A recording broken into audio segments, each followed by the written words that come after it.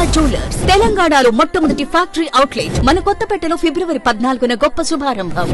అధ్యక్ష వాళ్ళు ఇప్పటికి కూడా వాళ్ళు గత ప్రభుత్వంలో ఉన్నప్పుడు అధ్యక్ష ఏ విధంగా ప్రవర్తించిండ్రో ఇప్పుడు ప్రతిపక్షంలోకి పోయిన తర్వాత కూడా వాళ్ళ వైఖరిలో వాళ్ళ బుద్ధి మారలేదు అధ్యక్ష.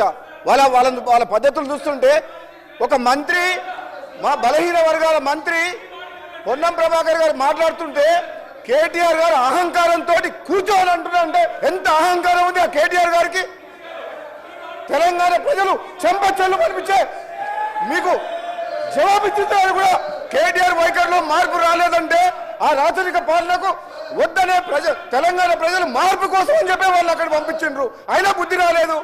అధ్యక్ష నేను ఒక విషయం చెప్తా. మన కడియం సిఆర్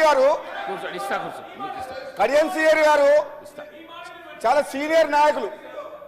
ఆయన సభలో మొన్న మాట్లాడుకుంటా సభలో నా గురించి స్పీకర్ ఆయన అంటే గౌరవం. కడియం సిఆర్ గారు చాలా సీనియర్ నాయకులు మేధావి, ఆయన అంటే నాకు గౌరవం.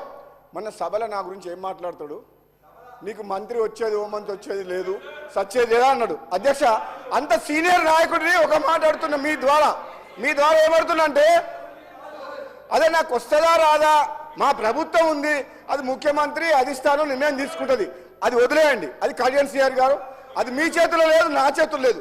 కానీ నువ్వు ఒక ఉద్యమకారుడు తాటికొండ రాజయ్య గారికి నువ్వు 2 సార్లు మోసం చేసినావు. ఎట్లా? ఒకసారి ఏమో ఉప ముఖ్యమంత్రి పదవిలో ఉంటే అవమానకరంగా ఆనాడు తొలగించి ఆయన పీఠంలోకి ఎక్కిండు, ఉప ముఖ్యమంత్రి పదవి తీసుకుండు. ఆయన తెలంగాణ కోసం ఉద్యమ పార్టీ అని చెప్పి ఆనాడు కాంగ్రెస్ పార్టీకి రాజీనామా చేసి టీఆర్ఎస్ పై గెలిస్తే ఉప ముఖ్యమంత్రి పదవిలో అవమానకరంగా తీసేసి పదవిలోకి ఎక్కిన చరిత్ర ఆయనది.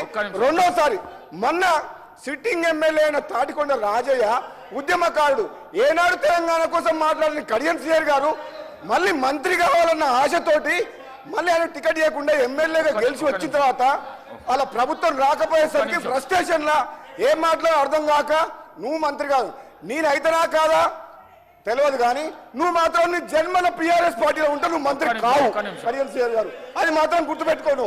నా గురించి అట్లా మాట్లాడచ్చు అధ్యక్ష మీరు ఒక్కసారి వినండి. రాజగోపాల్ రెడ్డి గారు ఒక్క